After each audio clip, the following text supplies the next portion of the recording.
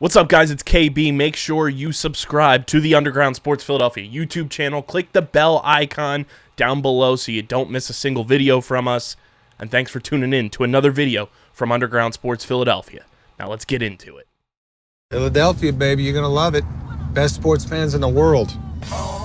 Actually, the worst, but that's what makes them the best. What is going on, OTB Nation? Welcome into episode number 336 of the award-nominated, honorably mentioned, number 9 NCAA ranked, and of course viewable on YouTube, Outside the Box podcast, the official lacrosse pod on the Underground Sports Philadelphia Podcast Network. It's KB and Deej coming at you, and I have been sitting back this entire week trying to wrap my brain around how quickly this PLL season has flown by.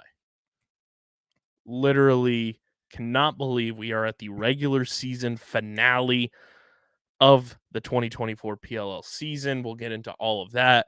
We will get into the Philadelphia Wings naming their new head coach and a whole lot more along the way. But before we get into all of it, make sure you guys are following us on the socials across the board at OTB LaxPod. If you get us to 2,000 followers on Twitter or 1,000 followers on Instagram, we will release the brand new video of yours truly recreating Jared Newman's 2023 PLL All-Star Game historic fastest shot. So get us to those follower counts and you'll get that video, because I've sent it to DJ, Chase, and our boy Connor Eck, and everyone has agreed that it is quite hilarious. The one, my bad, the one you made? Yeah. But I ain't going to say what I said to you off pod about it. Yeah, he assaulted me, guys. I did chill. Verbal assault. Oh, you are parody. Ridiculous. Parody, YouTube, parody. You are ridiculous. Just know it's funny to see you with a lacrosse stick in your hand. Yeah, he verbally assaulted me. I thoroughly enjoyed watching that. And we'll done for comedic effect. We'll probably laugh at that for the rest of my life. Good. In not a comedic way. How the turntables. I'm one of the top 10 funniest people you know. In a make fun of you way. Yeah, see, bullying. DJ has been bullying me all week, guys. Parody. No, YouTube, I have not. Podcast listeners, it's not parody. Listen. He's been bullying me, and I felt extremely hurt because going into this week, I thought we were a team, but I guess DJ's on demon time because the PLL is going to his least favorite place on earth. So he's taking his anger and aggression out on yours truly. Bro, that might be a part of it, but like, listen, I'm not even being mean, dog. Like, it's so mean. Nah. We can't even say some of the things on this podcast. You just tried for legal reasons. You just tried to say some crazy stuff earlier, and like, no, I was just being realistic. It's all good. You said some crazy things last week, and look what happened. What you mean?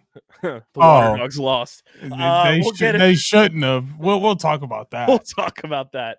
But like I said, follow us on the socials. Get us to those follower milestones, and we'll release that video. Follow Deej on Twitter at SCS_NextGreat. Hopefully he won't bully you like he bullies me. Follow Chase on Twitter and Instagram at the PLL Pipeline. You can follow me at KBICCL311. Send me pictures of your dogs because I certainly need it. Been a rough week, been a rough go. And of course, subscribe to the pod, Apple, Spotify. We are working on getting some guests as the playoffs roll around, because quite frankly, numbies are down. We're kind of disappointed in the numbies right now. Subscribe to the pod, Apple, Spotify. Leave those 5-star ratings and reviews. Help us out. Listen to the pod. Share it with your friends, your people, your family, everything. It really does help when you guys subscribe. Plus, we're kind of in a race with subscribers right now.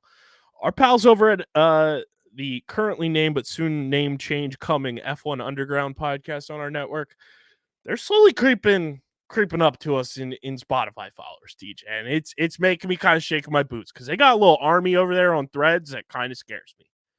I mean, in a good way, like it's a good army to have, but they got an army and it kind of rivals OTB Nation.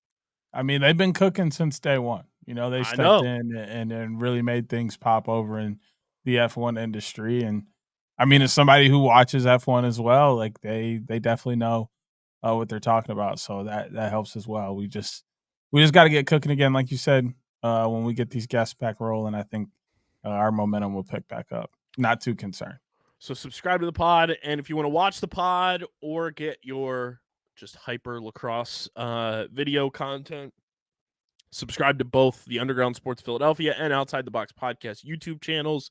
That is where you get full video episodes of this show every week, full video episodes of every show on our network, clips, shorts, live streams, original video content, all on our YouTube channel. Currently, the Underground Sports Philadelphia YouTube channel is at 825 subscribers, which means we are 175 subscribers away from 1,000.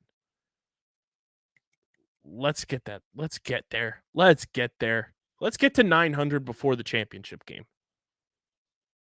Like, that's a month. A month from us recording this. We can get to 900. I fully feel like that's doable. 1,000 is the goal by the end of the year. We can get to that too. We got plenty of time.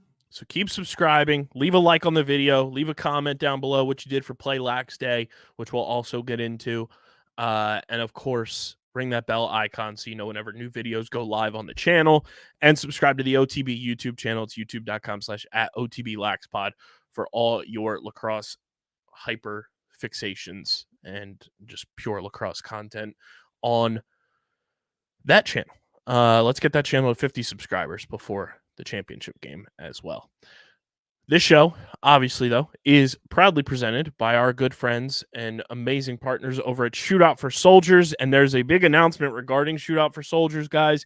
I know we've been advertising it a little differently over the past month or so for this event, but there has been a change for their Baltimore event where Baltimore is now being held from September 6th to September 7th rather than September 7th to the 8th. It's now September 6th to the 7th in Baltimore at the USA Lacrosse headquarters. Register now. Spots are going quick. Get in there, as many people as you possibly can. So Baltimore, just be aware, Shootout For Soldiers at USA Lacrosse headquarters is now September 6th to September 7th rather than the 7th to the 8th. So it's a Friday, Saturday instead of a Saturday, Sunday. And Shootout For Soldiers is using Lacrosse to unite veterans and community, and their mission is to use lacrosse as a platform to support American veterans and foster community engagement. With a decade of dedicated collaboration from local communities, lacrosse players, and the U.S. military, Shootout For Soldiers has emerged as a highly regarded industry partner, offering an unmissable and eagerly anticipated event. Established in 2012 as a high school project, this event has experienced remarkable growth in both reach and impact, raising over $5 million to champion veteran service organizations with unwavering dedication to their mission, along with 7,500 plus attendees and over 2,500 players. Shootout For Soldiers is truly an experience that you will not want to miss. And the money raised by players, sponsors, and partners for each of their events goes to selected and vetted nonprofits working in those cities at the ground level, providing life-changing services to support veterans when and how they need it most.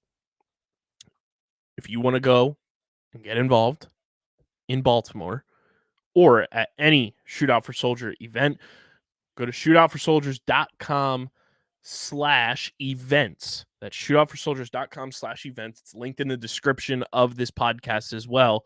And register for Baltimore. See how you can volunteer, bring teams, whatever it may be.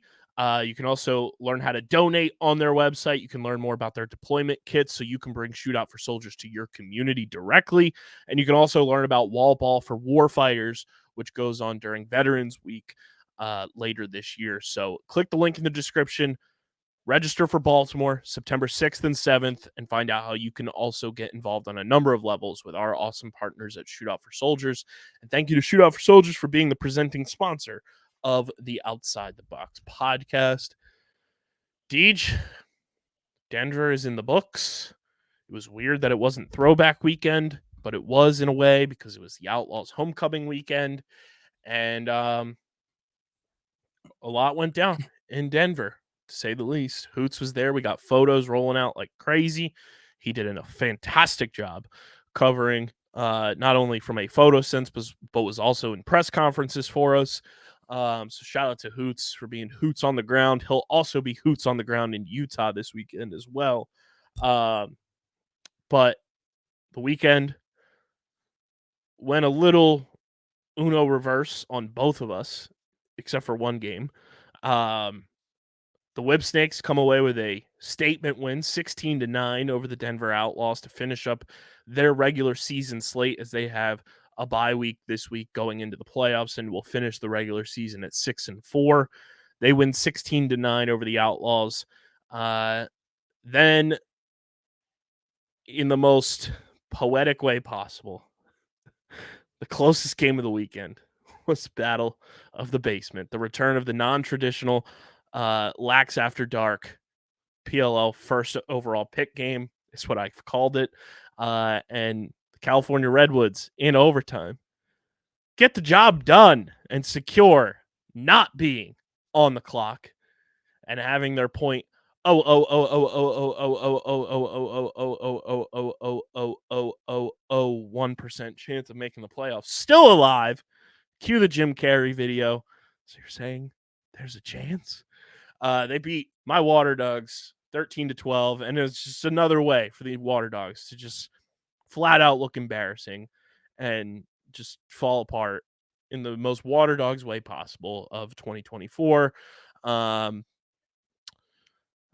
You guys heard my rant last week. Still stands even more than what it was. The New York Atlas take down the Utah Archers 15-11.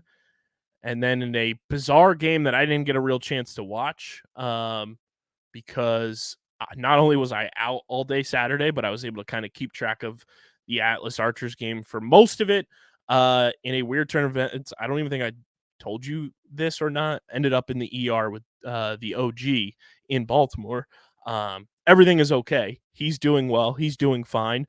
But I missed the Outlaws Chaos game, and doesn't seem like I missed too much, as that game was the lowest scoring game of the weekend, and the Outlaws win 10-4. But yes, the OG is okay. His body just went into like a self-defense kind of mode almost. But he's doing well, and everything is fine. But I missed that game, so I'll have you catch me up to speed if you have anything of note to add from a very bizarre game overall, and us not realizing, even though we knew the lineups were out, that Josh Byrne was not active for that game until like everyone was like, yeah, Josh Byrne's not playing. It was like, wait, what? But we'll start with the Whipsnakes, as their regular season is over. Statement win.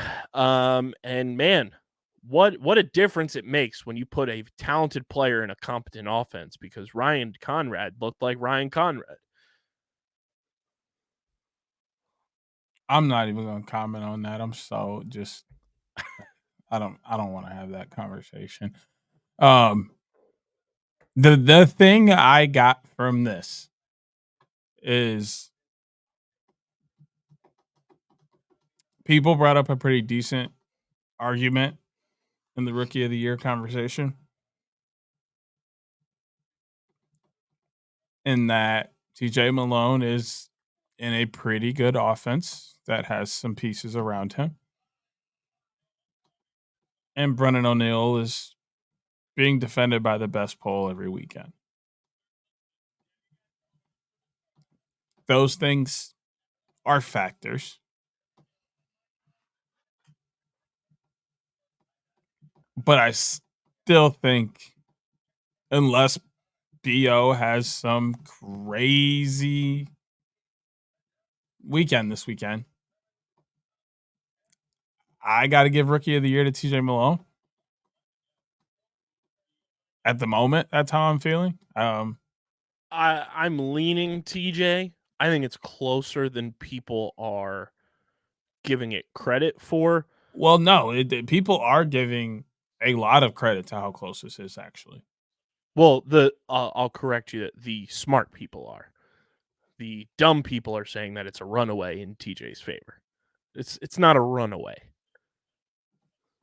I haven't seen it really too many. I saw that a lot people this run week away. because the Whipsnakes are off, so everyone's like culminating their seasons, and the smart people are quote tweeting them and saying, "Hey, it's not that much of a runaway as you're making it out to be." Those two are over here in the finalists section, while insert 2/3 other players, however many finalists the PLL decides to nominate for finalists, are kind of over here. And maybe there's one that's like in the middle, but still kind of in a distant third from those two. Also, I got to agree with Diggs and Hutton.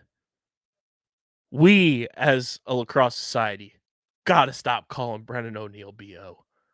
That man does not stink. He's one of those players. We don't need to abbreviate his name.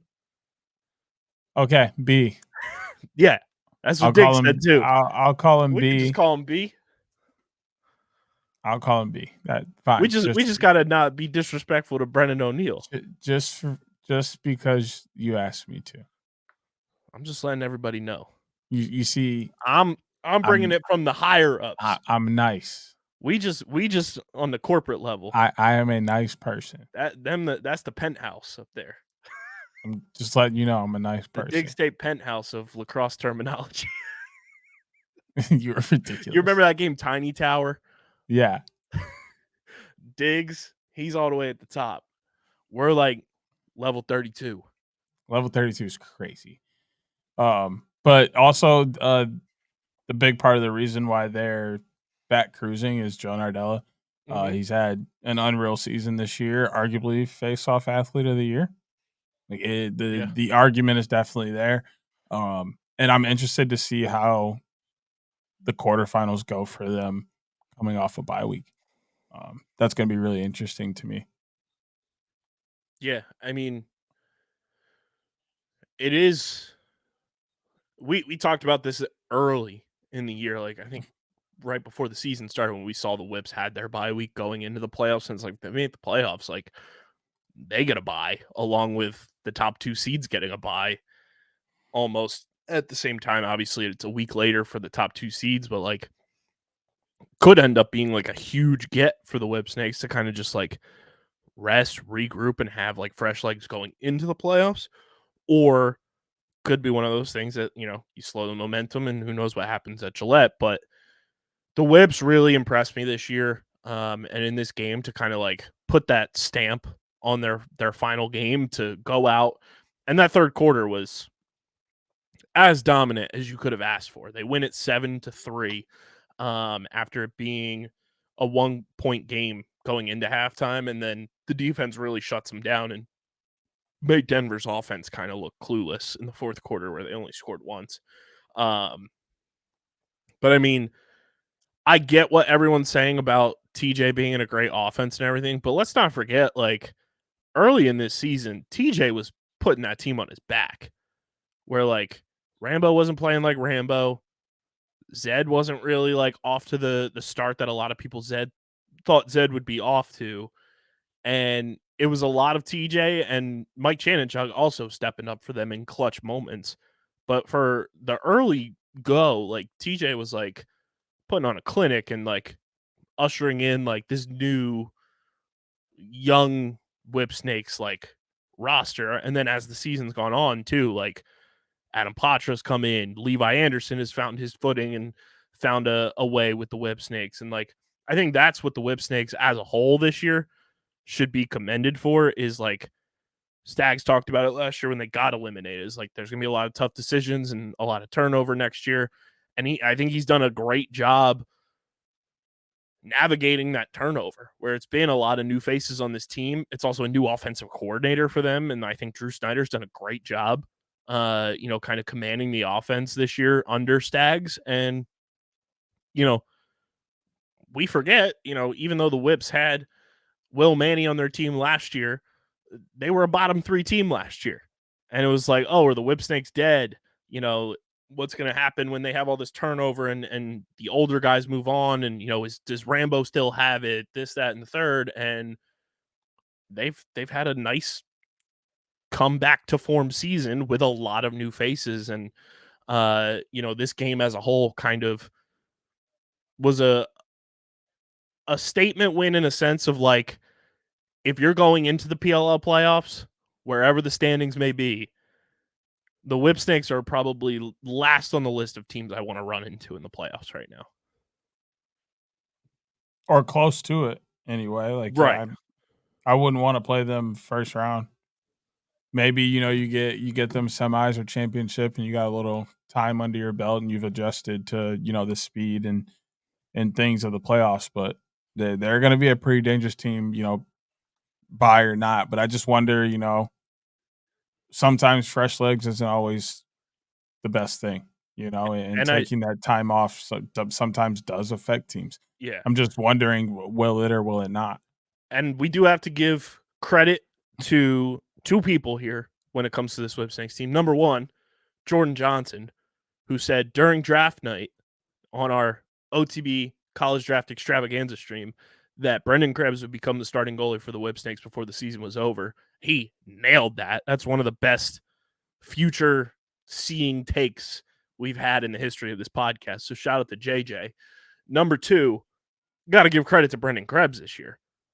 He has evolved and taken another step in his career to being a force in cage for this Whipsnakes team. And it's another one of those like passing of the torch moments where, Kyle Bernlohr, all-time great goalie, but Brendan Krebs said, hey, I'm not taking my foot off this gas pedal of securing this starting job. And he's done a phenomenal job for them since taking over as the full-time starter. And that can't be overstated. And I would be stunned if Mr. MTV Krebs himself, which again, one of the best Twitter handles of all time, is not a goalie of the year finalist. There's no way. Oh, well, let's think about it. Like, Dauber's leading. It's going to be Blaze, Dauber, and then it'll be a coin toss between Krebs and Kirst. Well, you just said it should be a coin toss. I'm saying from like the league, like putting the finalists in. I'm saying it should be Brendan Krebs. But Kirsty's been good too. Like, you can't really argue that.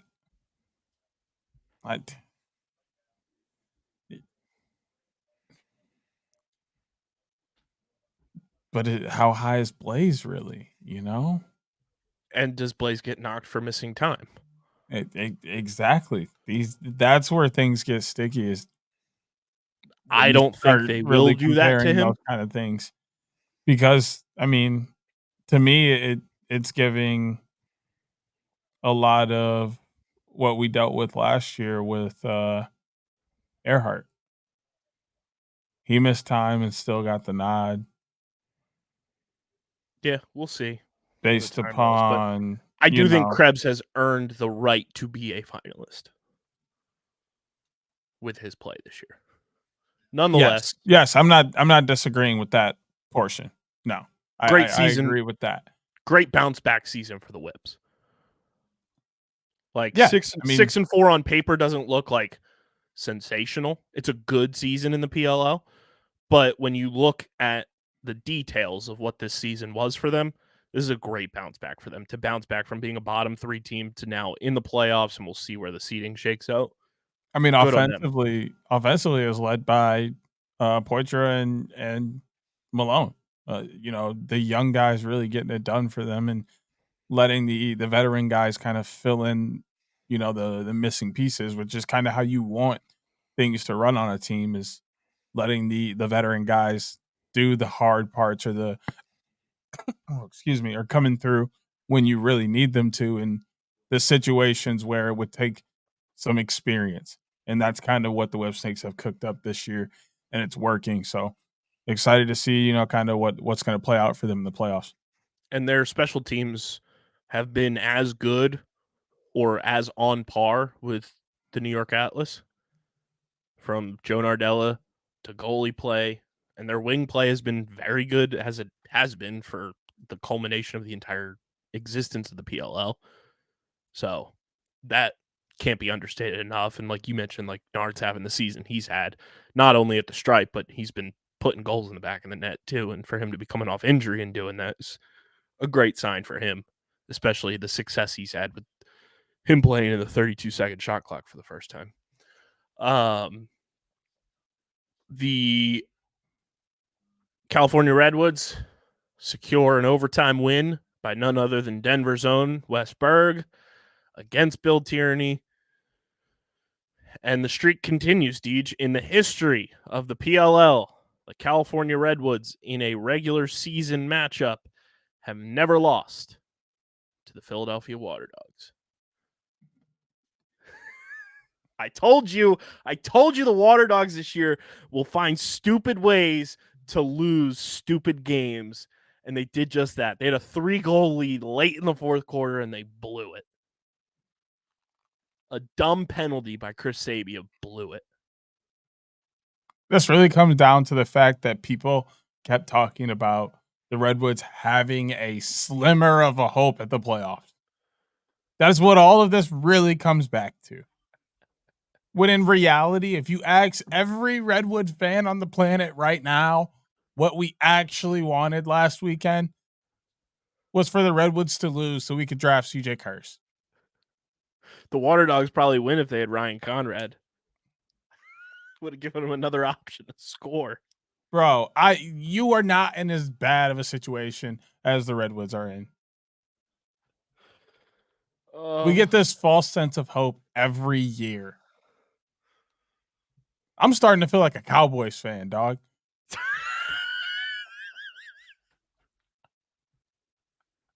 It's not that bad. The Redwoods have been to a championship game more recently than the Cowboys. Once. And I'm starting to feel like we're just going to cling on to that one championship appearance. Like, oh, we've been there. We can get back. It ain't looking like it. No, there's got to be a better example. 76ers.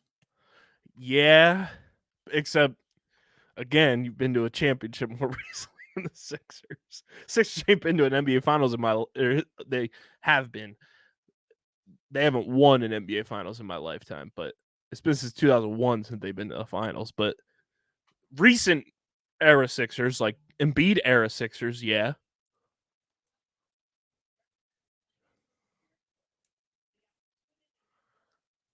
Give me a second. Hold on. Haven't gone past the second round since. The Green Bay Packers. No, stop. Stop. What?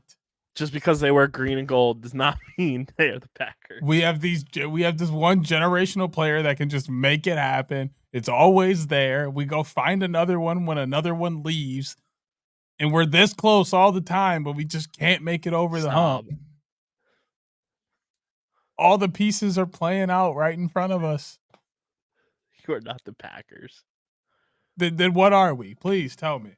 I do like the Sixers comp. Because the Redwoods have not gotten past the second round since going to the championship in 2019. Which the Sixers have not gotten past the second round in the Embiid era. We're the goddamn Chicago Bulls. No. Yeah, no, because we would have had to win. You're right. You're right. Never mind. Let me take that back. I like the Sixers comp. It is there. Fine. But at the end of the day, we needed CJ Kurse. At least when the Sixers weren't good during those times, they got the first overall pick and were able to try and get better.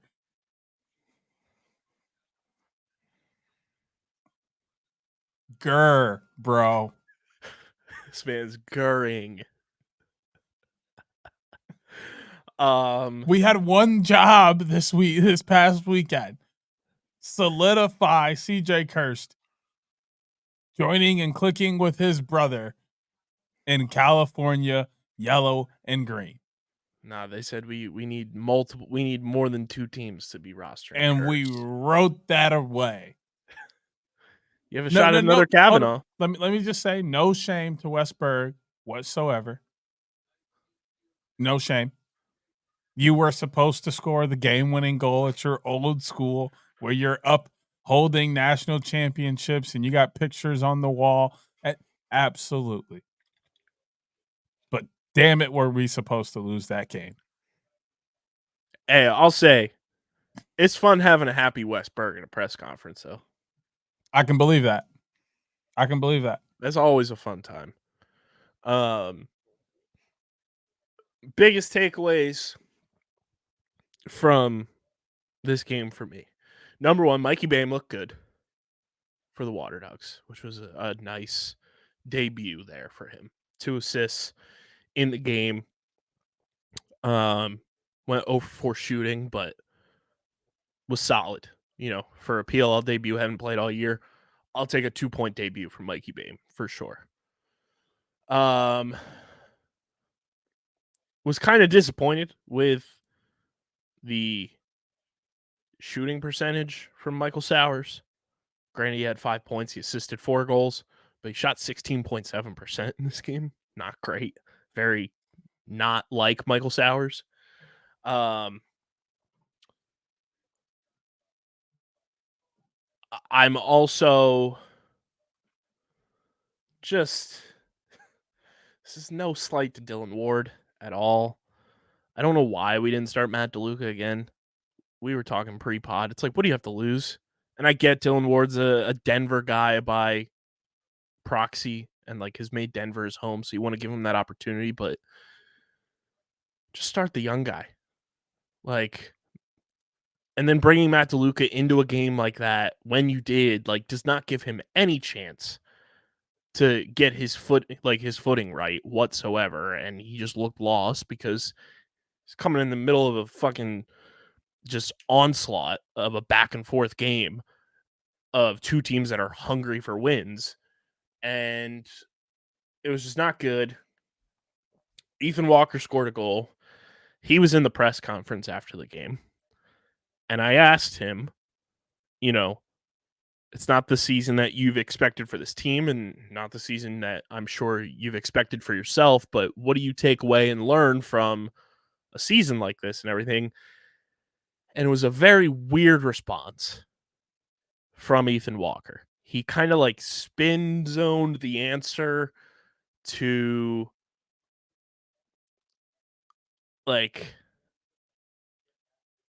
talking about people attacking Coach Tierney on social media and him learning that he doesn't always have to have the ball in his stick to do things for the team and this, that, and it felt very scripted answer almost without having a script.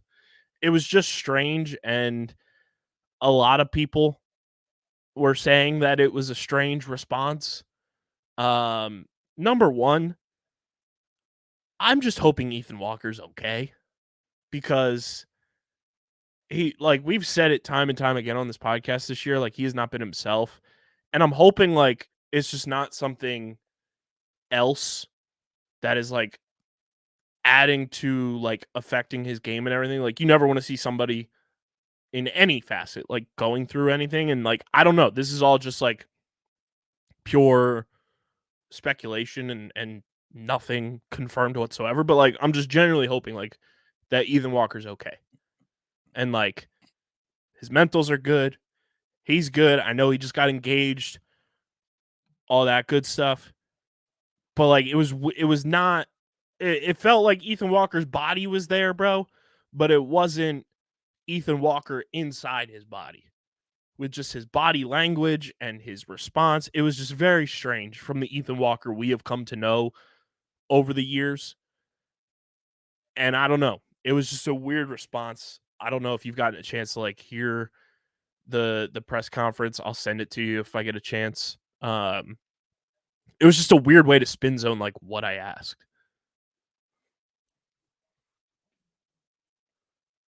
Yes and no.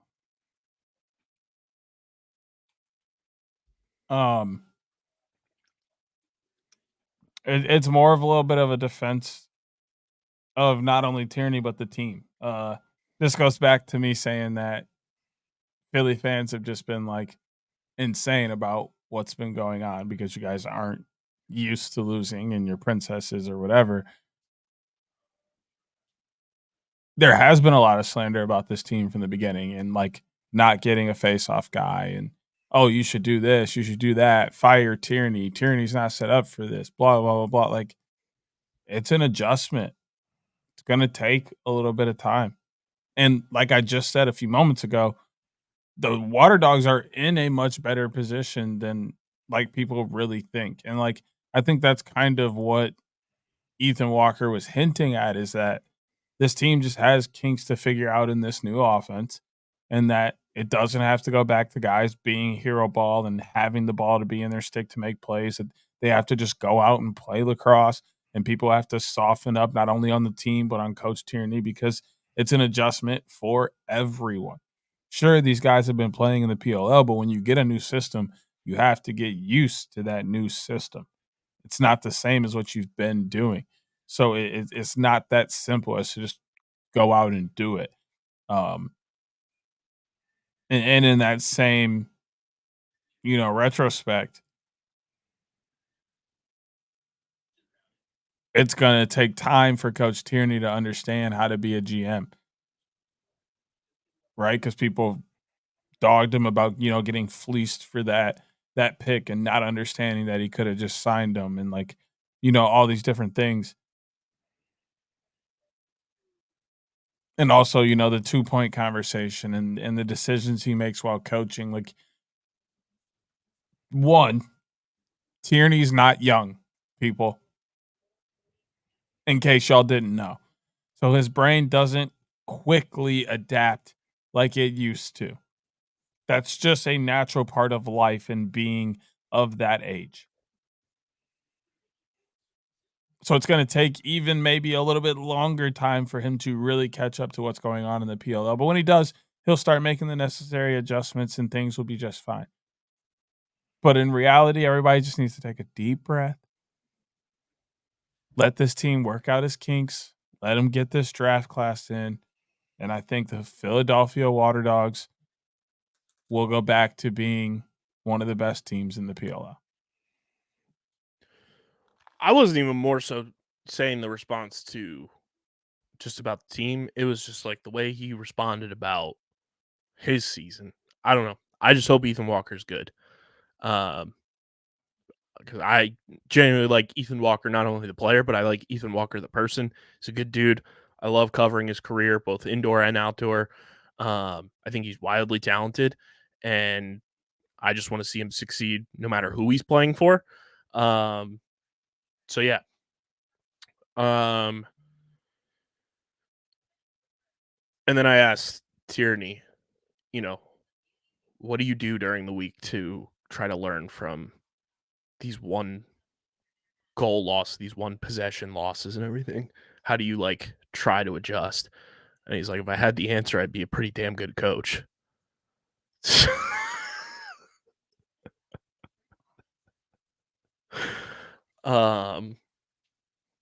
But yeah, the Redwoods win. Waterdogs lose. Waterdogs are officially on the clock. And I don't know. I am still in the camp of you need a new offensive coordinator because Dylan Sheridan is just giving me too much Kerwin vibes.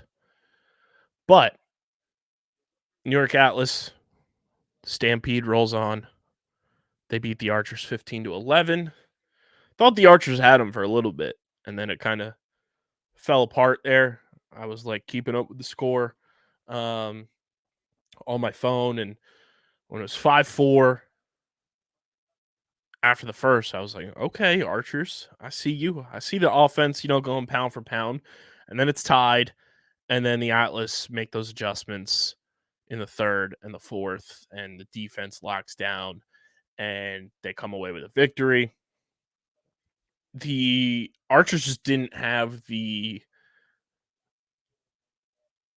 volume that the Atlas had in that second half. Like, they had guys contribute. Like, they had, let's see, 1, 2, 3, 4, 6, 7, 8. Like, the Archers had 9 guys record at least 1 point. in this game.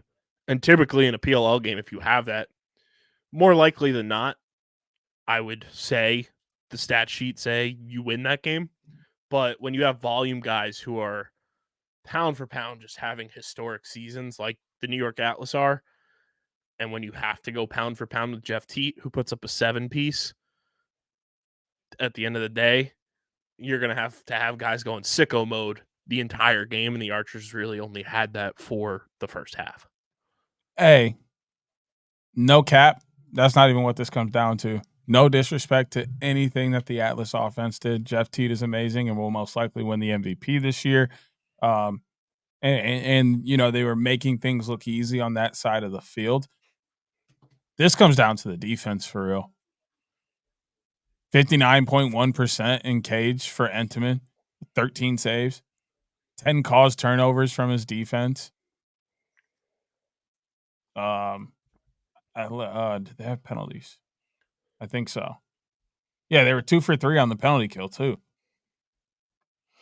Like that's where this game was won. Because I mean, faceoffs weren't, too uneven. Trevor won 14, Sisselberger won 12. Like this game was right neck and neck kind of everywhere else.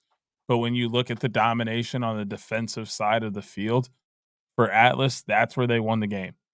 They limited the turnovers on their side, so which means they also cleared very well. And they won the cause turnover battle.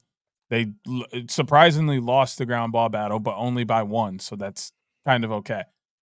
Yeah, I mean, the turnovers were the tail of the tape, too. Yeah. Look at the turnover discrepancy. The Archers had 27 turnovers, to the Atlas having 14. But when 10 of those are caused, that really even adds that oomph to that turnover battle because those are juice plays. When your defense causes the turnover and brings it down the field, especially when you score off that turnover, the energy goes way up and your team tends to build off that momentum. Still a good game. I would like to see these two teams play again. If it does happen, it would be a lot of fun, I think. And we potentially could see that happen. So we'll see how that shakes out. And then the final game, Outlaws and Chaos. The Outlaws win the back end of their homecoming, very similar to the Boston Cannons. They win 10-4. And I didn't see any of this game, so I don't really know what happened outside of just looking at the box score right now and Chaos getting shut out in 2 of 4 quarters. Yeah, it was one of them games where the offense kind of just disappeared for sections at a time. But like we talked about pre-pod, and at the very beginning, we didn't know Josh Byrne wasn't going to be there.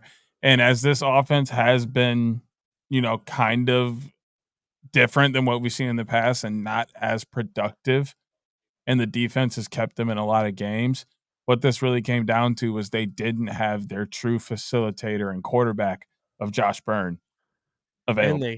And they shot 9.3%.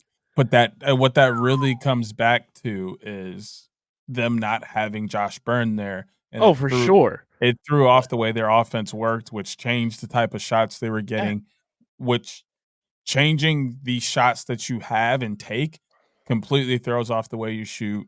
And the goalie can see. I mean, Owen McElroy also had a very good day. So that's also part of that. That has to be a PLL low or close to it.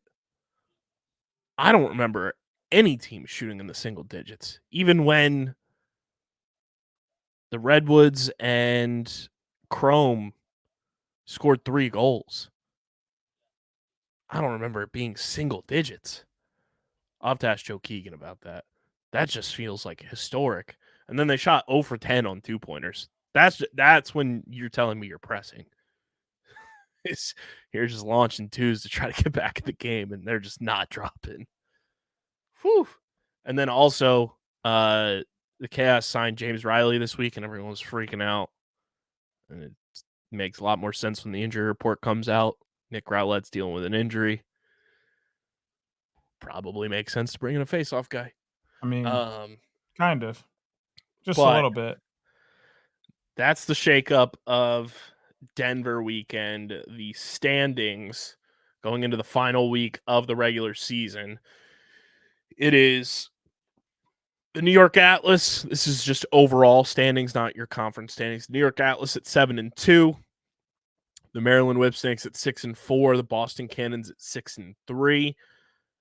Damn, I didn't realize that if the Cannons somehow lose, they finish in third, and the Whipsnakes are second just overall in league standings. Outlaws are at 5-4 with a even Steven 0 score differential. The Utah Archers are 4-4. California Redwoods 3-6, and the Waterdogs 1-8. And then your conference standings as of right now: the New York Atlas in first in the East, Whipsnakes in second, but they do not play this weekend coming up, so the Cannons can leapfrog them. Cannons are in third, Waterdogs in the basement, Outlaws leading the way in the West, the Archers right behind them, the Chaos are 4-5 and in third, and then the Redwoods 3-6 right behind everyone else in the Western basement. Not right behind. Not right behind. Be honest. They like in sequential order. They're right behind. Have you seen that meme where dudes celebrating with the medals and the champagne and everything? And then they zoom out and he's all the way at the bottom of the podium and the real gold medals up there. Yeah, that's the Redwoods right now. Like they're there, but not really. Negative 32, 31, excuse 31. me. Negative 31. Negative 31. I don't know why you mad. You about to bring in the next Cav.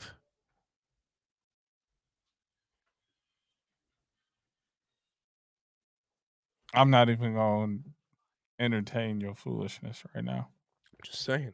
That's who's next on the block. That's not even no disrespect to Chris Cath, but he's not CJ Curse. He's not CJ Curse. He's still a damn good player though. Yes, he is. Like I said, no disrespect to Chris Cath, but he is not CJ Curse. And everybody in the lacrosse realm will tell you that. Well, the timeline's been a little up in arms about this whole thing. Well, because there's no real fit for CJ Curse on the Waterdogs. That's why. Can't wait for Tyranny to trade that pick. Let's move on. Hopefully to the Redwoods. We can do a pick swap. Y'all can take second. That's just fine with me. Our PLL Salt Lake City preview is brought to you by our PLL app code, which right now, for some reason, the past week or so, my app hasn't been working. BC, need you to get on that, big dog. But the PLL app is a game changer for all of us, whether it's keeping up to date with your favorite teams when you're on the go, having up to the second score updates, PLL fantasy, and it's a gamified app as well. Plus, you get articles from all the beat writers, and of course, press conferences available in the PLL app as well. Everything you need when it comes to the PLL, it's in the PLL app. So download the PLL app in the App Store, Google Play Store, and when you go to the redeem code section in the app, type in OTBPOD, that's OTB Pod, for 500 XP on your account. That's code OTB Pod for 500 XP on your PLL account. Also, want to give a big shout out to our guy, recurring guests on the pod, loyal listener of the pod, loyal supporter of the boys, and that is now former Philadelphia Waterdogs beat writer Wyatt Miller. Got a job as a writing intern with the LA Rams, going to the big leagues. And by the big leagues, I mean he's going to the NFL. He's going to the league. Wyatt has been a day one supporter of the pod ever since he found out what OTB was. Also a supporter of Underground Sports Philadelphia as a whole. Said he's always going to listen. He's always going to subscribe. Be subscribed. He's always going to follow along. So wishing Wyatt nothing but the best with the LA Rams. And it's funny how people I just have connections with just continue to be linked to the LA Rams, whether it's Jameel Demby or now Wyatt Miller. I somehow have this weird connection with the LA Rams all the time.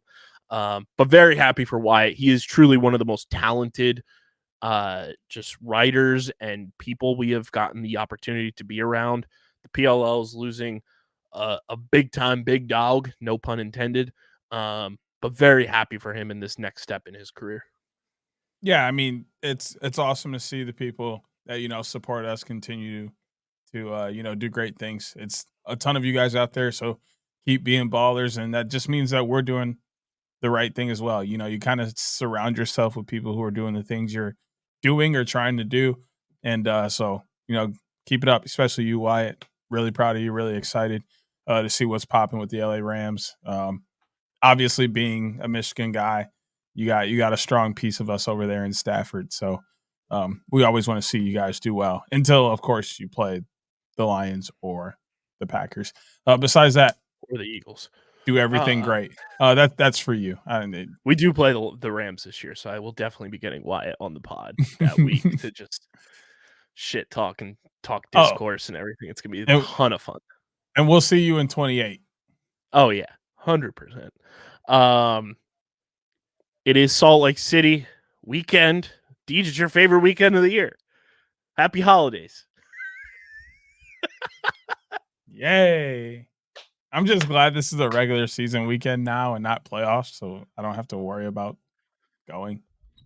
I always get nostalgic about this weekend though, simply for the bubble and what PLL After Dark was in 2020. That truly was feels like one of the most fake times in our lives, but also one of the most insane come together. The lacrosse community was united as all hell for the most part, and just everyone at 9:30, 10 o'clock Eastern time came together on a Tuesday night and was like, yo, lacrosse is on TV. Let's go. It was unbelievable. And that was such a huge moment for this podcast where we were we have nothing else to do. This is year 2 of us covering this league and it's in a bubble during a global pandemic. It is insane that the PLL bubble happened as well as it did, looking back at just the year of 2020 when it came to sports and even looking at the MLL bubble and how that got popped so quickly. But it's always nostalgic when bubble location weekend comes to be, and thinking back at those rosters, man. When you look back 4 years ago to the 2020 PLL rosters and who was on what roster, it is nuts thinking about yeah. that. For starters, Dylan Ward was the backup to Blaze Reardon on the Chaos. Yep. Connor Fields was on that Chaos team. Fields was on that Chaos team. Miles Thompson was on that Chaos team. Matt Gaudette was laughing like the Joker. Yep. That was Reese Eddy's rookie year. On Archers, right? On Chrome. Yes, Chrome, actually. Yep. That was Grant Ament's rookie year. Yep, with Archers. Brian Costabile's rookie year. It was a 2-round draft. Yep. Where 4 guys have really gone on to have solid to great PLL careers. And that is you had the Grant Ament, Brian Costabile, Matt DeLuca, and Reese Eddy from the college side of things. You had the MLL entry draft that included a shit ton of former Denver Outlaws. Eli Gobrecht was on the Archers? ?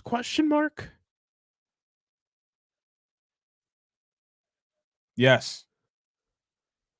He should have been. I'm double checking that. I forget what year he came into the league, but he started his PLL career on the Archers.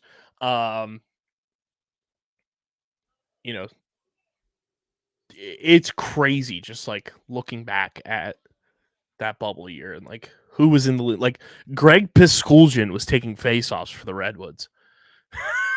I remember that. Curtis Dixon was on that Chaos team. The one and only PLL year of Curtis Dixon. Yep. That was the one year. Yeah, he wore 71. Eli was on the Archers in 2020. That was his first year. Because he got traded draft night 2021 to the Waterdogs. What team was Westberg on that year? Who was he on in 2020? Was it Chaos? No, he was on the Woods, I think.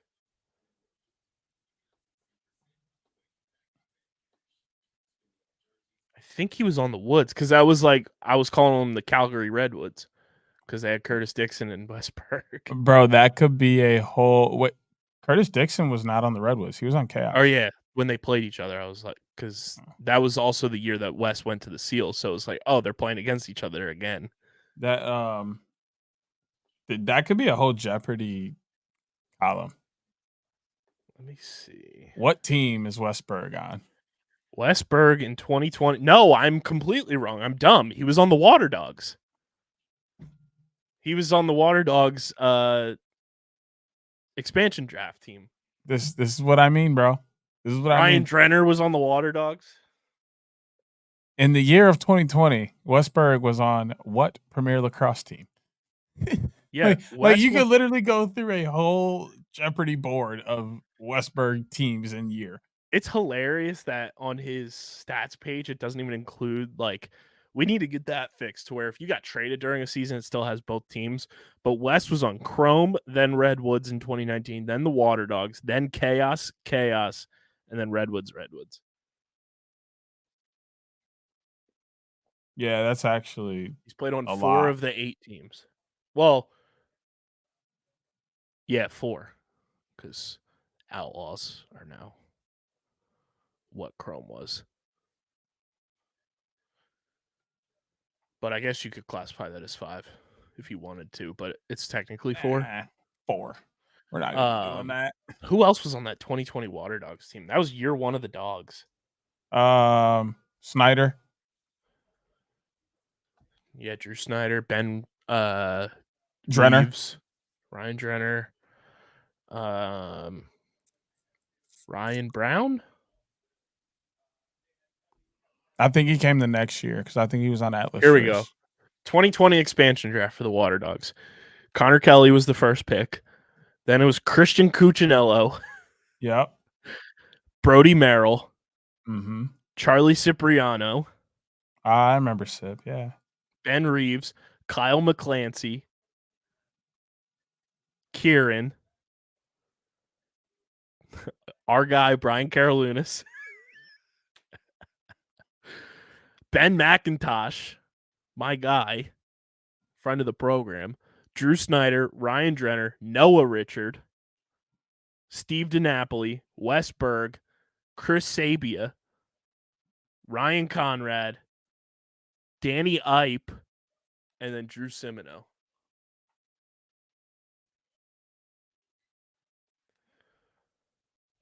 Which there's 1, 2, 3. 3 of those guys left on the team. Yikes. From the expansion draft. And then DeLuca is still on the team. Mm-hmm. And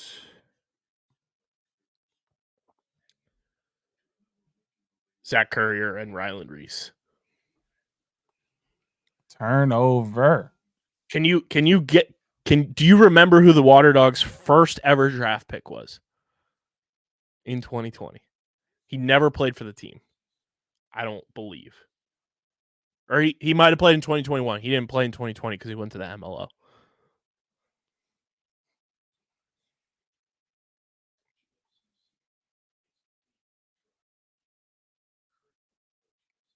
No. Ladies and gentlemen, who is former Virginia attackman Michael Oh. Yeah. He got drafted 3rd in the PLL draft, but he got picked 2nd in the MLL draft and went to the MLL and played for the Connecticut Hammerheads. Mm-hmm. But I think he played like 1 game for the Waterdogs in 2021 when somebody got hurt. It might have been when Sowers got hurt. Because Sowers played like 1 game early and then came back at the end. I think it was when Sowers got hurt. But yeah, Michael Krause. I vaguely remember that. The first ever draft pick. And then Matt DeLuca in the 2nd round. But yeah, Salt Lake City is always just a nostalgia trip when it comes to the PLL. And it's going to be the Utah Archers homecoming. And if anything follows suit, each homecoming I feel like has just progressively gotten better. And that's an awesome sign for the league, of just seeing the way that these home markets have adopted their teams and everything, and just seeing how the league has evolved with each week as well. But the Archers, they're the last ones to get their homecoming. Very fitting for the defending champions of the PLL. Your schedule for this weekend, it gets kicked off with the Redwoods and Archers at 8 p.m. on ESPN Plus, followed by the Cannons and Chaos at 10:30. We got it's so poetic that we get PLL After Dark in Utah. I feel like that has to always be a thing, no matter what our sleep schedules say. Here on the East Coast, we need PLL After Dark in Utah. And then on Saturday, it's the New York Atlas and the Philadelphia Waterdogs, where the New York Atlas will Old Yeller the Waterdogs 2024 season for the final time at 6:30 p.m. And then 9 p.m., it's the Outlaws and Archers, which I really hope turns into a long-standing, fun PLL Western Conference rivalry, because it just is set up perfectly for that, and I hope it just goes on that trajectory. That game is on ESPN2. Deej, what are your 3 things you're most looking forward to this weekend in your favorite city in America?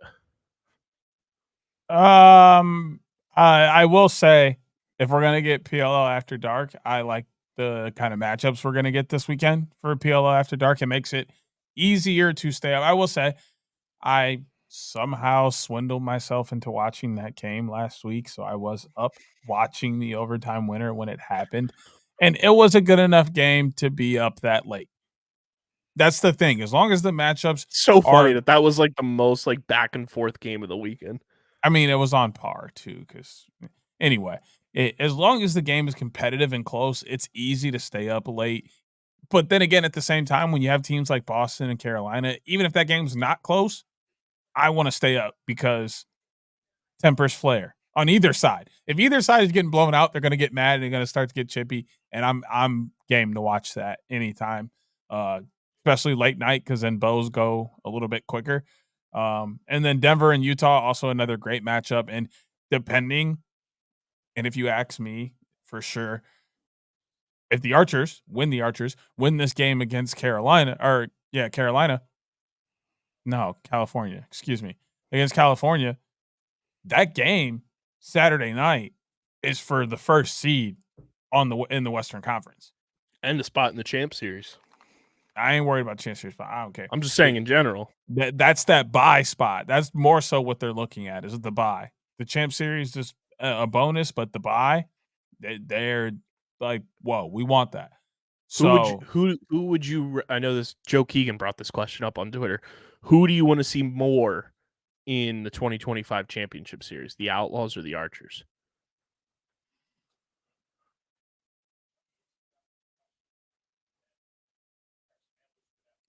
Maybe the Outlaws. I lean Outlaws just for young talent, more than likely being available to play, but also for the storyline of the Archers have never missed the Champ Series. It would be fun to see them make it again. That's true. They have not missed the Champ Series. But yeah, I kind of want to see the talent. But seeing Graham Bundy in Champ Series would be disgusting. Facts. I just want to see the talent, if I'm being honest.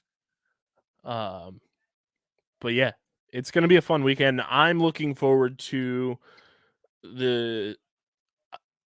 I genuinely, like, visually and optically, Zions Bank Stadium is one of the best stadiums to, like, visually watch a game on TV from. So I always like watching the games that are played in Utah. I think Cannon's Chaos, whichever Chaos team shows up, that could potentially be like a game of the week type thing. I do think it'll be Outlaws Archers that will end up being that, but I'm excited for that Cannon's Chaos game for PLL After Dark. That shit's going to be electric. Like, Cannons they're scrappy. Chaos know how to throw bows. I'm not talking Archers. Like, that game could get physical real quick, and I'm here for it. That's exactly what I'm saying. Whether it's close or it's a blowout, it can get physical, and that's the only reason I'll still be glued in at 12:30 as this game's coming to a close. Most likely to throw hands in that game, Ian McKay. In this corner, fighting for the Carolina Chaos, number 55, Ian McKay, and in the other corner, number 43. Oh no, I would say the hometown hero, the Utah native, Bubba Fairman.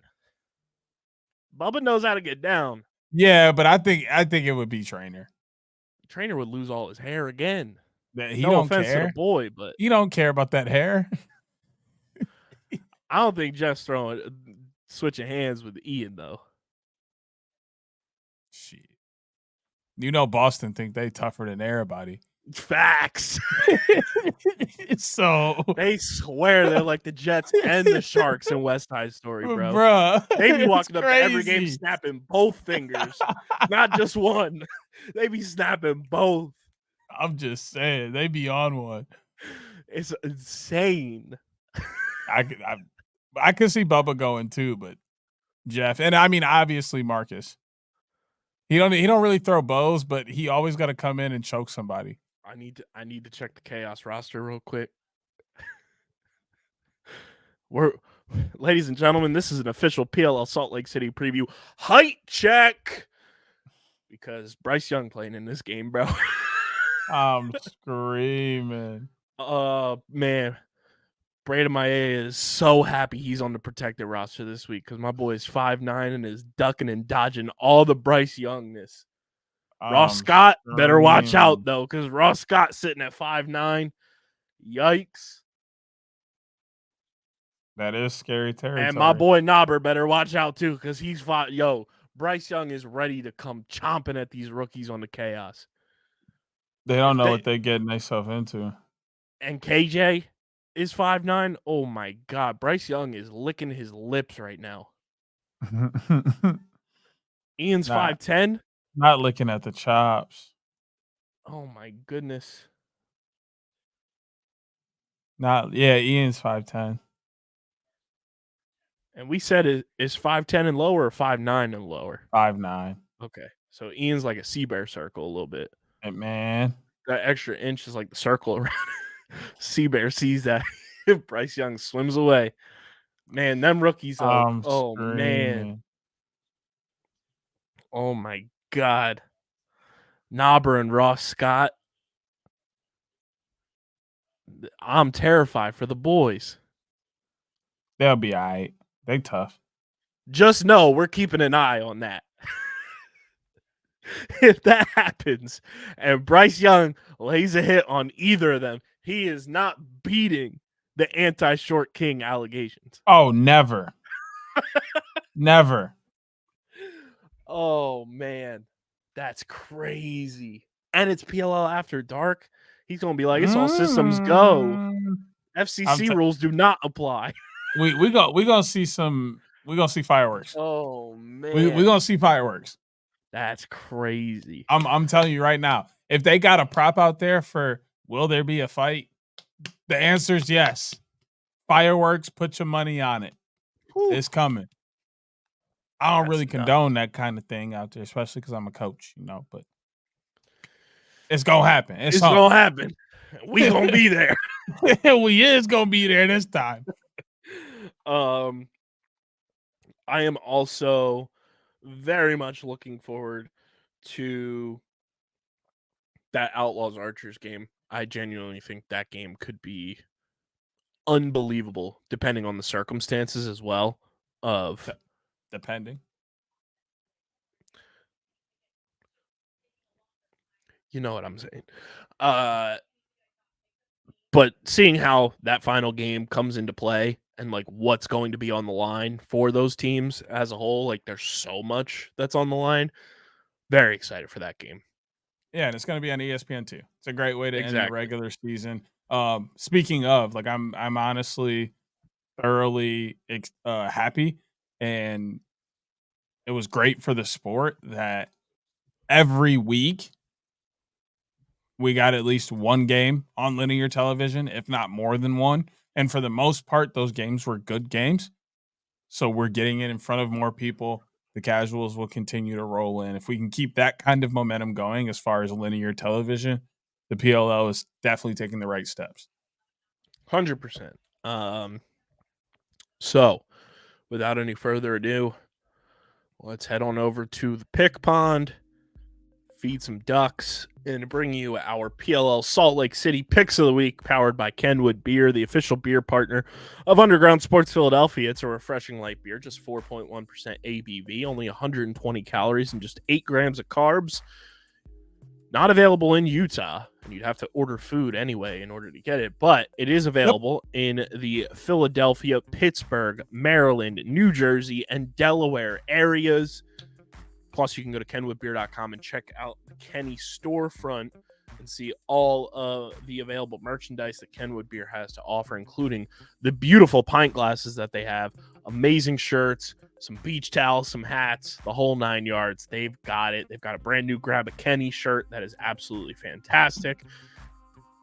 And also just go to kenwoodbeer.com and use the Kenny Finder to see who's got Kenny's on tap in your area. Must be 21 or older to do so. And of course, please drink responsibly.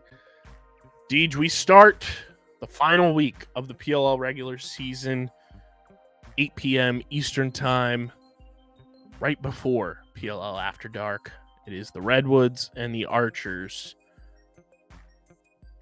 So you're saying there's a chance? Y'all are. I'm not. You dripped out in what team right now? I'm dripped out in Philadelphia native and 2020, exactly on the nose. Archers Lacrosse Club, Grant Ament. Shout out to the boy. With an Archers hat to match. No, this is the Indigenous Heritage. All they one play in lacrosse. All one and the same. I don't have an Archers hat, which is me either. So beside the point. At the end of the day, Archers are winning. Bows up. Yeah, I'm going Archers. Their homecoming. Something tells me that they're going to pop off with their homecoming. It's just going to be extravagant. Then we go to PLL After Dark. It's the Cannons and Chaos.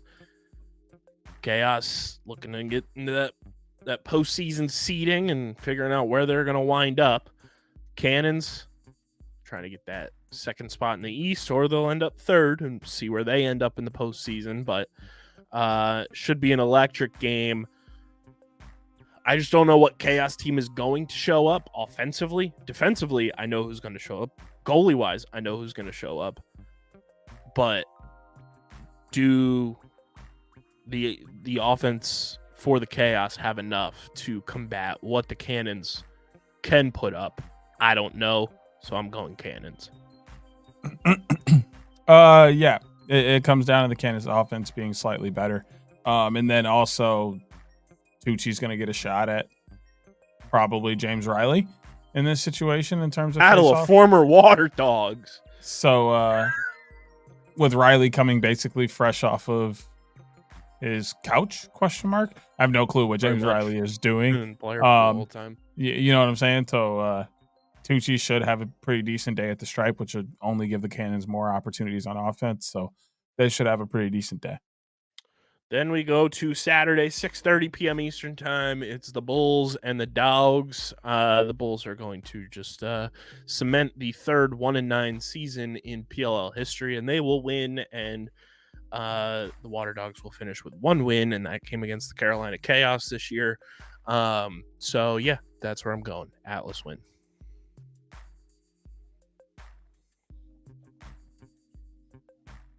That's how I feel about both the Waterdogs and the Redwoods. For people just listening on audio, he yawned and shook really hard. Yeah, like a scared dog. Yep, pretty much. Atlas by 1 billion. Then we go to arguably game of the week, and by TV distribution rights, it is the game of the week. ESPN2, Denver Outlaws, Utah Archers. Again, this game being the last game is so difficult to pick because the Outlaws are one of those teams too where like you don't know which version of them are going to show up on a given week. And then the Archers, they've had their bumps in the road, but they have been like pretty consistent in a lot of ways this year. But it's going to be interesting watching them play in this game coming off of already having played a game the day before. So you don't know how they're going to kind of approach it. I'm going to say the Archers get the third sweep of a homecoming weekend. Why not? Oh, I'm definitely on the line of Archers taking that first round bye. They're looking at this as we're playing a doubleheader. Let's get a first round bye. We have a little extra time. We can scout out some competition and just get ourselves mentally prepared for the playoffs. And also, why wouldn't they want to defend their title as the number 1 overall seed? Or not number 1 overall, sorry, but number 1 in their conference. It's going to give them just that little bit of umph and confidence they need heading into the playoffs. And also, who doesn't want to go 2-0 at home? I got the Archers figuring out the bill. So congratulations to the California Redwoods, the Carolina Chaos, the Philadelphia Waterdogs, and the Denver Outlaws. You are all going to win this week because DJ and I have the same picks yet again. We both, as of right now, both have the Archers, Cannons, Atlas, and Archers. Deej, do you want to change any of your picks? I don't believe in anything out of it. Hold.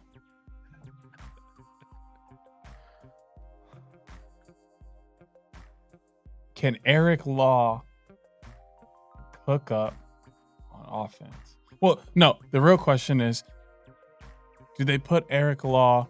They put Graham Hossack on Eric Law because of familiarity? Or do they go with Warren Jeffries so that they can put Graham Hossack on Brendan O'Neill? That part.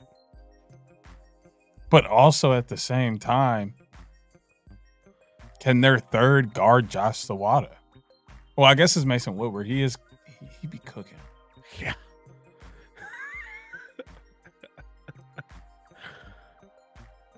And then the real question is, I mean, JT gonna do his thing. Is Mike gonna play? Yes. Mike Manley is gonna play. Yes. We show. But I mean, he kind of hampered. I don't believe he's on the injury report. He was. Him and Greg were both on the injury report.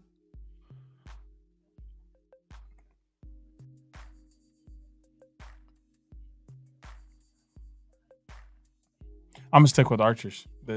I see too much going right on the offensive end.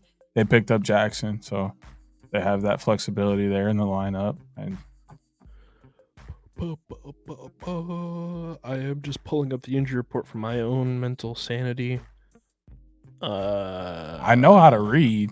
I'm not good at math, but I sure can fucking read. Is Jackson going to play? Is Jackson on the roster? I don't know. That was one that I didn't see this week.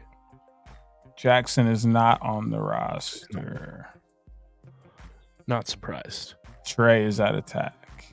They also list Grant Amet at attack this week. Jack Overbeek is going to get some time.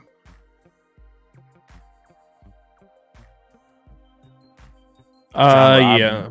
Same with the Archers. So there it is. It is Archers, Cannons, Atlas, Archers. Congrats to their opponents because they'll probably win more than 50% of those games.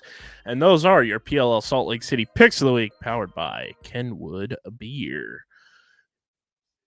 Deej, we have a new leading man in Philadelphia in the NLL, and it is brought to you by our friends over at Duracell and Duracell Portable Power Stations, because I got to tell you, I was pretty charged up when I saw this news come through my email, and I got a bit tipped to it the night before. But this portion of today's episode is brought to you by our pals over at Duracell Portable Power Stations. From the #1 trusted battery brand, Duracell Portable Power Stations and charging hubs allow you to power your laptops, mobile devices, lights, speakers, and any small electronics that make your life easier during a power outage or while you're away from a wall outlet.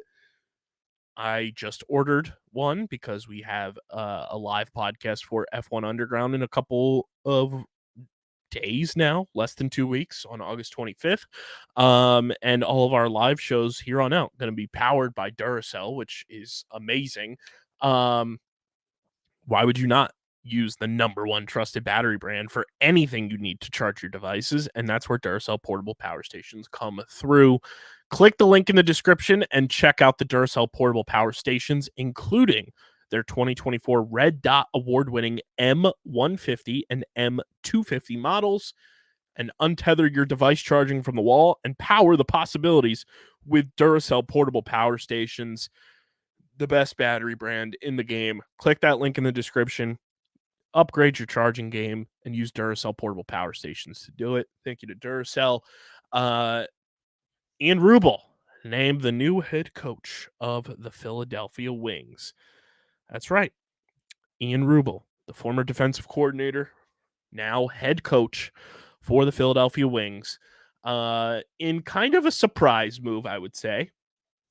A lot of people, we speculated on it. There was no real legs to it, but we said, if the potential news with Panther City happens, which is still feeling like it's up in the air quite a bit, were to occur, maybe TK comes back.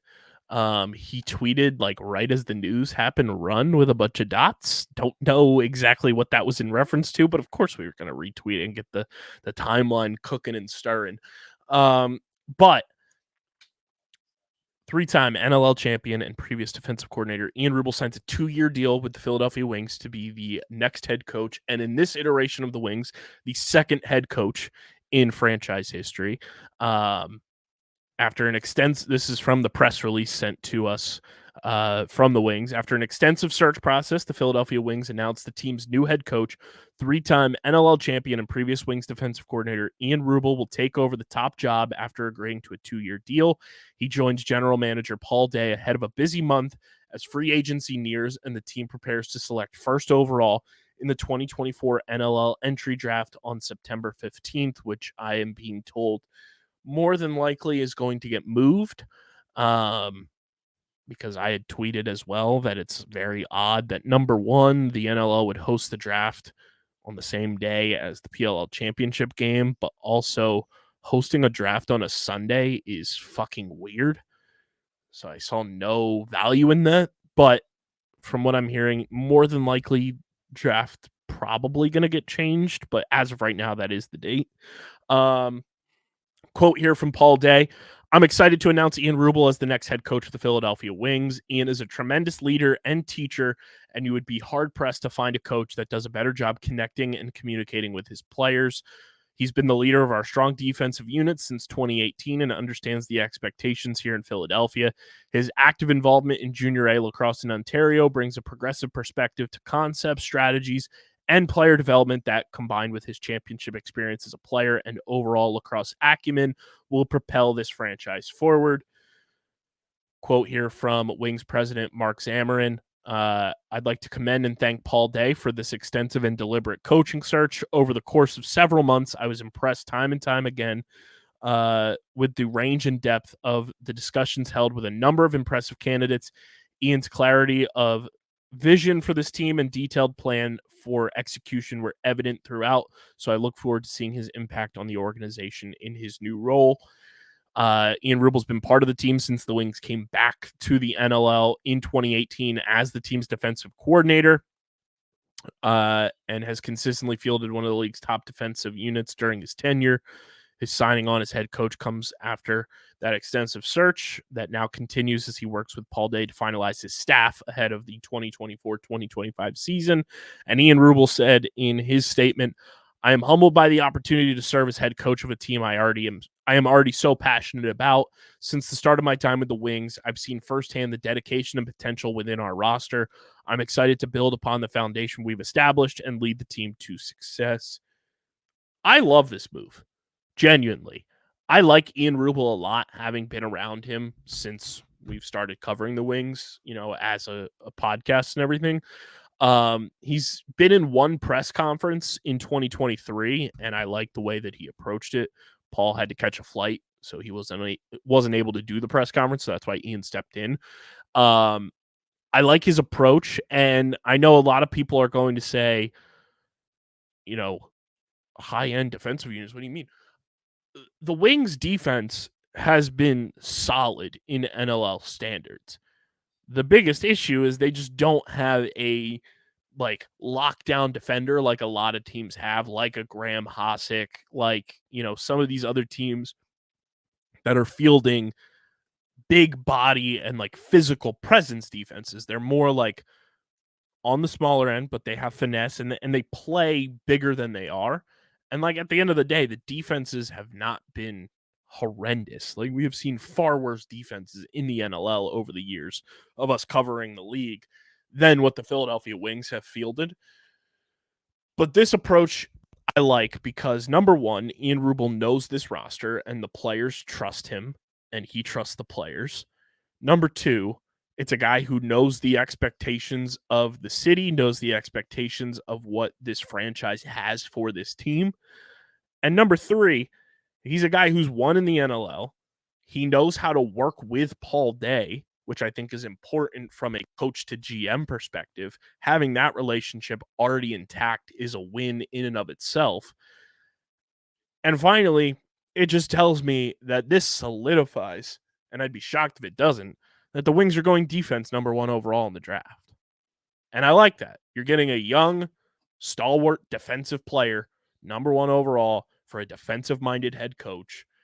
And in a league that's as physical as the NLL, sign me up. And I'm very excited to be in the presence of Ian Rubel. We're going to work to get him on this show sooner rather than later. And I'm excited for just the fresh take on what he's going to bring to this team. And not that Paul was bad at his job, but we saw at the end of last year, it felt like a lot of things were weighing on his mind, and now he's got one job to focus on, and Ian Rubel can lead this team. And from the looks of social media and everything, and it could just be hey, go share this. But I genuinely think, the big faces on this team, from what I saw, were sharing the news that, hey, we have a new head coach on the team. And if you're a player, you don't do that if you don't like the hire. When you have Blaze Reardon, Mitch Jones, and a whole bunch of other players on the team, too many to name and rattle off, but a majority of the roster that I saw on Instagram alone sharing the news, that is important to me if I'm a fan of the team, that the players are bought into this new head coach.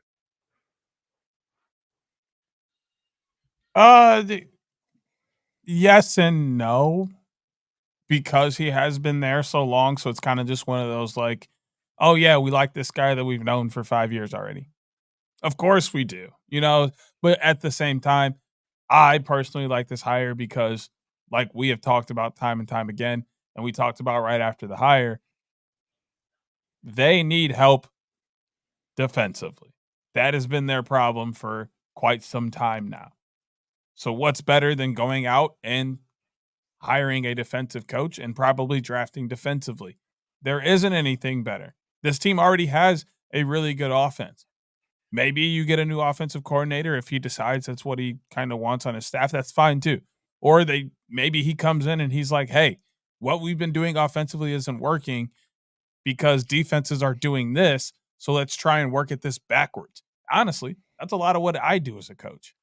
I know what defenses are looking for because I play defense. So I use my defensive knowledge to work backwards to put the defense in vulnerable positions when I'm talking offensively. If I know that you do X, Y, and Z and it's going to make us rotate and leave someone open backside, I'm going to have you do that, bang it twice quickly to the backside, and boom, we got a wide open step down shot. There's so many tactics that can come from working backwards in this way. So I'm just genuinely excited to see that they're making moves to, I think, attack the weakest part of their team. And it always starts top down. And so just I'm really excited to see how this works out. I'm trying to see if the yeah, it does feel like a new coaching staff is coming with Ian Rubel. Because I just clicked on the team's website, and I'm sure this is just like semantics to do so when your head coach steps down. But Paul Day is listed as the general manager. Ian Rubel has not been added as the head coach yet on the team website, but there's no other staff members. So does feel like a new coaching staff. And we've said it time and time again on this podcast. And in the media room post game, we've said it time and time again. We said this team needs a new offensive look because it's too damn talented to just be like stuck in the mud the way that they were last year in particular. So I'm excited for just a new look at how things are going to shake out with this team. And I like Ian Rubel. I like him as a person, which is going to be very fun for us. And it's nice when you have a coaching turnover and you immediately already have some semblance of a relationship with the new person that's in charge from a media perspective, where we have kind of a built-in relationship to a degree with Ian Rubel, and obviously the relationship we have with Paul Day does not change whatsoever, but it also helps that, hey, Paul respects us, Paul likes us, it'll be easy for us to get Ian on the show as well, and Ian kind of know who we are, and Ian knows who I am in particular from covering the team in person, so I'm very excited about this hire. Wings fans should be very excited about this hire.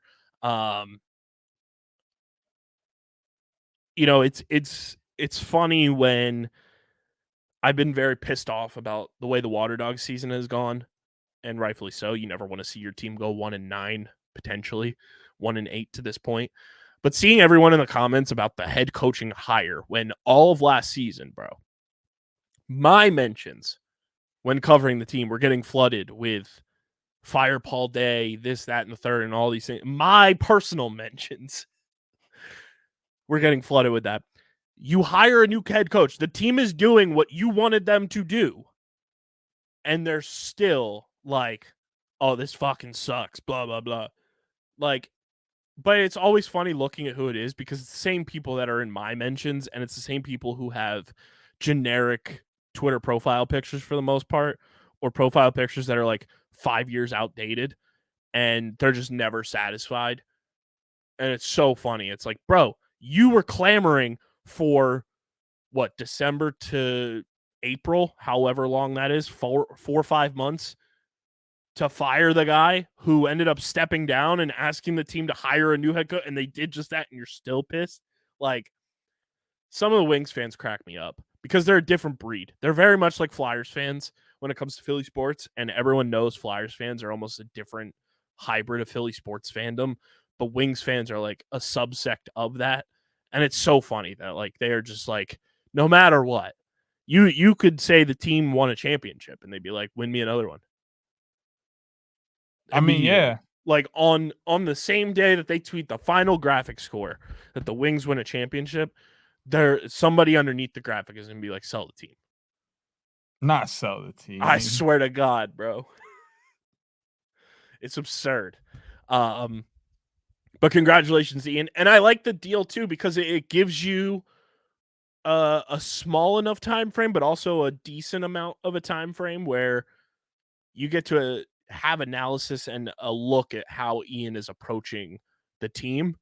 And you can extend him after this year, you can extend him after year 2, or you move in a completely different direction. And at that point, most of this roster will be at the point where it is time to turn things over.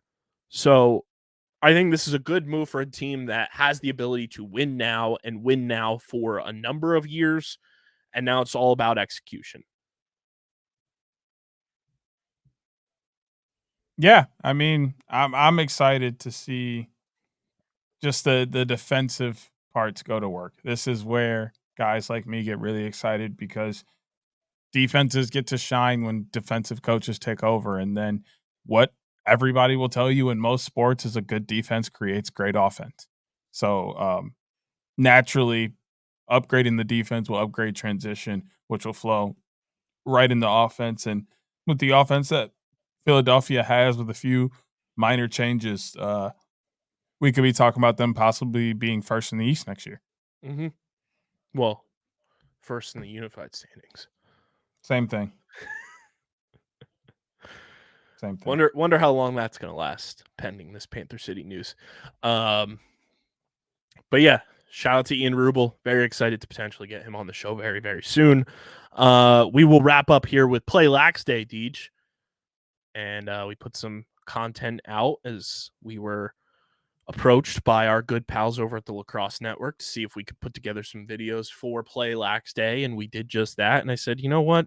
It would be even better for the content views getting CFO Margie involved. Of course. She had never picked up a lacrosse stick in her life. She's a huge lacrosse fan. And we mic'd her up with a mini mic. And she went to work, bro. She did, in fact, go to work. I saw that.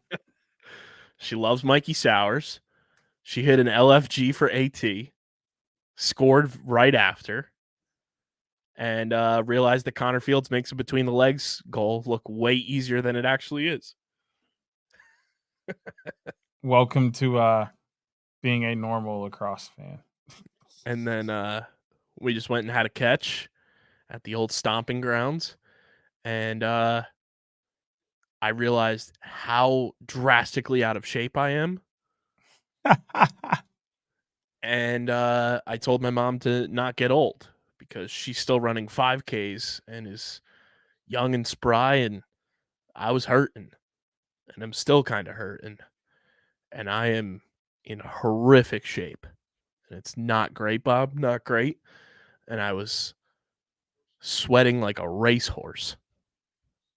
And I need to find a way to properly clean my black script TLN hat, or I may have to get a new one because as soon as we walked into, because we treated ourselves after that. We went and got Rita's after.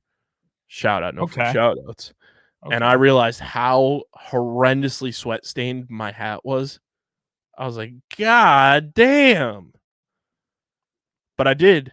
Again, shout out, no free shout outs. Tried a new flavor at Rita's that is now immediately added to the rotation. Yeah. I don't know how you. It's like that. It's like that. And I was like genuinely thrilled because I like this as a fruit. They had cantaloupe water ice. And I was stunned at how good it was. You're big nasty. fan. Big fan. You're nasty. I don't know why I'm nasty. Cantaloupe is delicious. No, it's not. It's fantastic. No, Hashtag cantaloupe in the YouTube comment section if you're a cantaloupe fan. The cantaloupe water ice at Rita's was delightful, and it has been added to the rotation for your boy. That's just nasty. It's all right. You'll grow up eventually. Foul. You'll grow up. You'll look 38 when you're 31 eventually. Grow up. Hey, chill, because I didn't even say that. I didn't even say that. That's out of line. He did by proxy, ladies and gentlemen. He did by proxy. No, I didn't. Don't listen to him. That's so much cap, y'all. That's so much cap. But Play Lax Day was sick. Shout out to TLN for reaching out and having us get involved. They shared everything. I want to look now.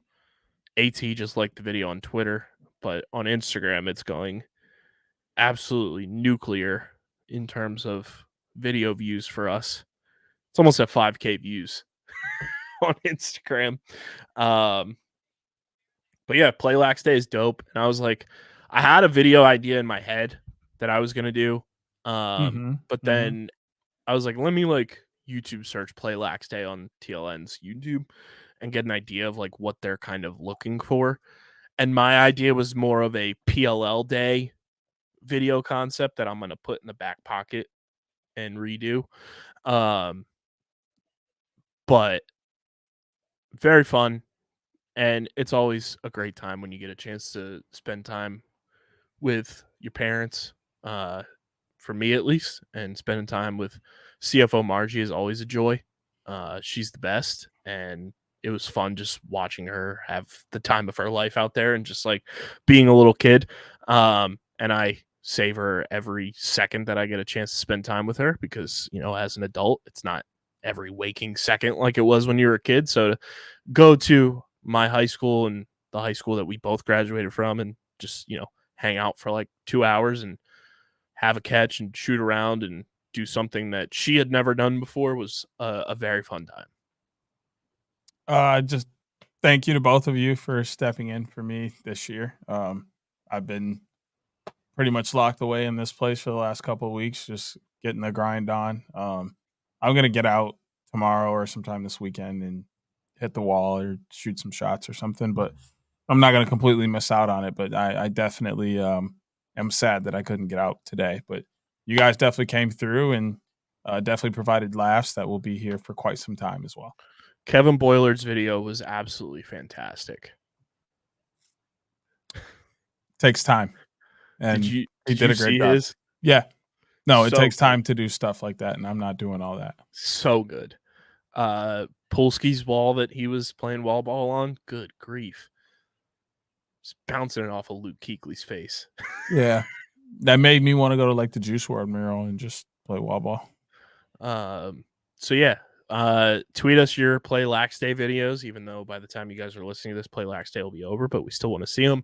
And if you get us to 1,000 subscribers and /or 2,000 Twitter followers and /or 1,000 Instagram followers, we will release the footage of me recreating Jared Newman's fastest shot from the 2023 All-Star Game. Make sure you guys are following us on the socials at OTB LaxPod, Twitter, Instagram, TikTok, Threads, Facebook, LinkedIn, the whole 9 yards.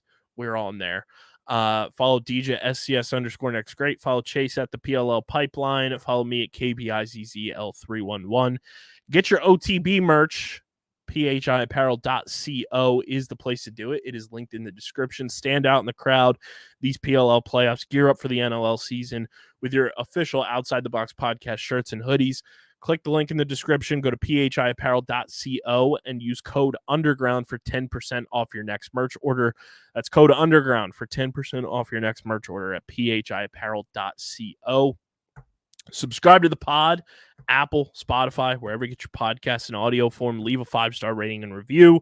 Subscribe to the Underground Sports Philadelphia and Outside the Box podcast YouTube channels, youtube.com/@Underground Sports Philadelphia and youtube.com/@OTBLaxPod.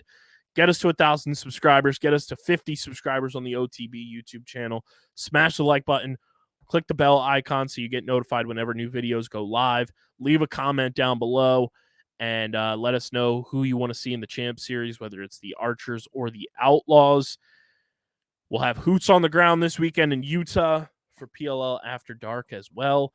And this has been episode number 336 of the award-nominated, honorably mentioned, number 9 NCAA ranked, and of course presented by Shootout For Soldiers. Register for Shootout For Soldiers Baltimore, September 6th and 7th.